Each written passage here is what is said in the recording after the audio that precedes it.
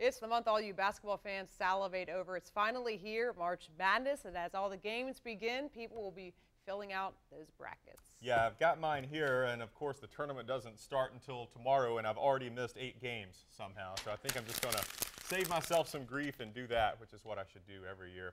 Speaking of scams, look at this. A group of cross-dressing thieves used a wheelchair to rob a jewelry store. This is bad. Police released this surveillance video here from a store in Florida. One of the hardest hit neighborhoods. Set the scene for us, Chris. Tom, the images we've seen coming out of Tuscaloosa today are as dramatic as the ones we saw yesterday when that tremendous F5 tornado sat down. You'll see some new photos, by the way, of that twister in just a moment. Yet retailers are expected to ring in the new year with more than $46 billion in returned gifts. Including that horrible salad shooter you got me.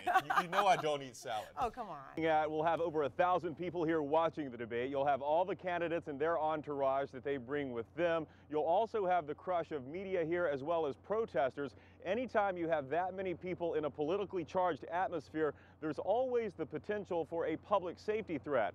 You can see the sheriff's office helicopter now following this as well as we follow this dramatic chase from Air 7. These are live pictures you're looking at, folks. Again, the vehicle picking up speed here in that inmost lane. This is a stolen vehicle that authorities are pursuing. Now, actually, this 18-wheeler appears to be helping quite a bit, almost stopping and allowing law enforcement to pin the guy here. So an assistance from the big rig driver here as we see law enforcement right up behind, and this guy still has no intention of stopping.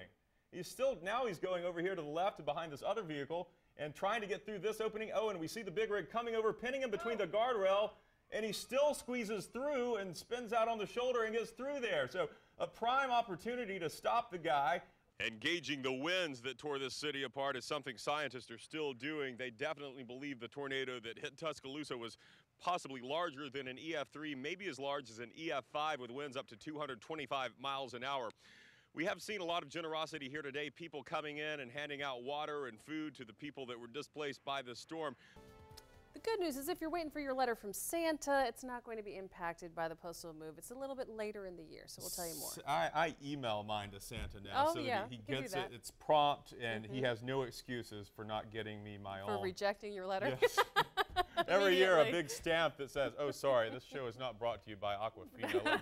Move that out of the way there. It's good to hydrate. There was plenty of water in the sky today, right, Christy? Well, yeah, we had a few showers move on through. Back here at home, this report might leave your head shaking. A new report says South Carolina has paid out more than $356 million in unemployment benefits that should not have been paid. In many cases, that money went to people who had new jobs or didn't even qualify for benefits. 7 on Your Side wants to know how this happened and what's being done about it. Robert Kittle is getting some answers. Robert? The National Retail Federation finds that over the past 6 years, $41 billion with a B dollars in gift cards have not been redeemed. What is wrong with people? If you do find an old card, most stores will let you use it unless it's a Visa or American Express gift card. Many of those have expiration dates. You've never done that, have you? Just left a gift card lying around? I don't think so. I hope not. I hope you didn't check either. my wallet now. Yeah, me too. Coming up next, my wallet, not yours. Yeah. Coming up next, a new proposal is causing controversy on the road. Humbled by the powerful winds. This was actually a store here that is now pushed back on top of a home. There's a home beneath all of that rubble, and down the street here, every home has at least significant damage. Some of them are completely leveled. Now, among all this tragedy, we did find some pretty remarkable stories of survival, including one from a man who found salvation in his bathtub.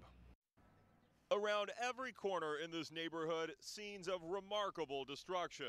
In the remains of this home, a remarkable story. I've told this story like 8 times today, and I just don't believe it myself. Chris Wozniak was at home when this monster F5 tornado came down on Tuscaloosa. He grabbed his 2 dogs and jumped in the bathtub. I opened the bathroom door thinking I'll leave like a hatchway out or something, and then I just saw, just like in the Wizard of Oz, and the whole from the house just fly away.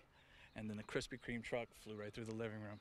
Chris crawled out with only a few scratches. He was safe, but the rest of Tuscaloosa wasn't. I ran out in the backyard screaming, and I go out in the back and there's buildings down back there, and you can just hear people, help, help, we're trapped in here, help. 36 people here were killed. Some are still missing. Marianne Brierly from Atlanta feared her daughter was one of them. But this afternoon, a tearful reunion. That's great. That's great. I just can't describe it. So I'm just happy she's okay. With the tornado hitting such a populated area, many are saying it's a miracle more people weren't killed. Edie Trotter has family in Spartanburg and is thankful to still be alive to see them. Very scary, very scary. You talk to the Lord a lot, and thank God he was listening.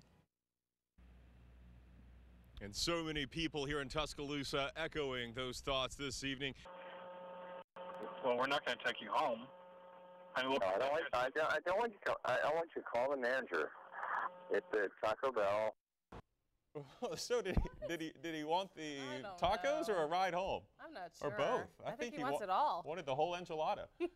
Investigators say the man told the 911 operator. Yeah, who knows? He told him that he went to the restaurant because he didn't want to drive drunk. Oh, well, that was responsible. That's why he walked.